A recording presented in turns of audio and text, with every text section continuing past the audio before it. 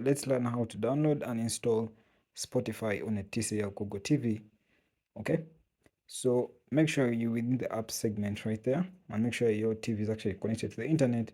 Then move down to the search for apps and games. Now in here, you're actually going to type in Spotify. Okay, type Spotify. So make sure you type in Spotify and make sure you search now right there. The available options actually going to be displayed there. You can see the Spotify option is the number one. So you press OK.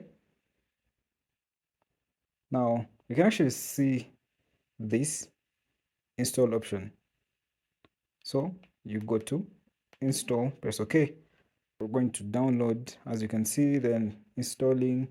Okay, you got to give it some time for it to get done. And there you go. So you can actually tap on open, you press OK on open, and then it leads you to this, and that is Spotify being opened on the TCL Google TV. So you can actually log in, sign up for free. If you don't have an account, you sign up for free or log in. Okay.